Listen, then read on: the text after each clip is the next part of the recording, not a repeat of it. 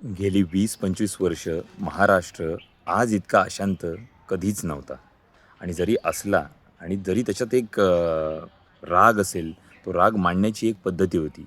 एकोपा होता, एकजूट होती, एकाच विषयाकडे कल होता आणि तोच मुद्दा लावून धरण्याची एक धमक होती आणि त्याच्यासाठी आंदोलन करण्याची एक वृत्ती होती. आज असं झालं की एकाच वेळेला अनेक मुद्द्यांवरती खूप क्लेशदायक वातावरण ह्या महाराष्ट्रात सुरू आहे. उद्या जर का परिस्थिती हाताबाहेर गेली, त्याला हिंसक वळण लागलं, तर मग ह्याच्यासाठी जबाबदार कोण असणार?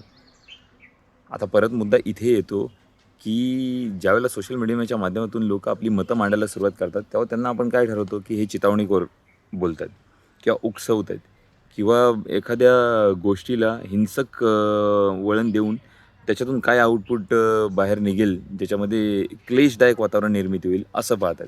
तर तसं नाही आहे. आपल्या आजूबाजूला जे घडणाऱ्या गोष्टी आहेत, ज्या चुकीच्या आहेत, ज्या महाराष्ट्राच्या हितात नाही आहेत, ज्या मराठी माणसाच्या हितात नाही आहेत, त्यांच्या विरुद्ध बोललो नाही आपण, तर त्याचा काय परिणाम होतो, हेच आज आपण बघतोय ना. ही परिस्थिती का आली? सुरुवातीपासूनच आपण ह्या सगळ्या गोष्टी खूपच म्हणजे अगदीच दयाशील मनाने घेतलेल्या आहेत.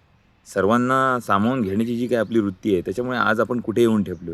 आज आपण आपल्या हक्काबद्दल आणि आपल्यावरती होणाऱ्या अन्यायाबद्दल किंवा अत्याचाराबद्दल बोलायला लागलो, तर लोक आपल्याला ठरवतात की आपण द्वेष करतो इतर राज्यांचा, इतर धर्माचा, इतर भाषिकांचा.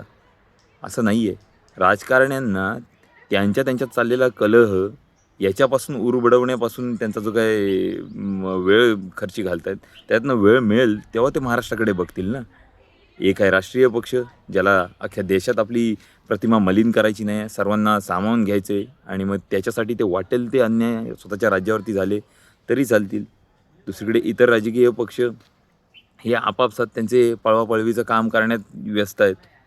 कुठली निवडणूक सोडत नाही आहेत. जितक्या आता क्रमाने ह्या निवडणुका चालू आहेत, प्रत्येक निवडणुकीमध्ये आपलं अस्तित्व टिकवण्याच्या पाठीमागे लागलेत.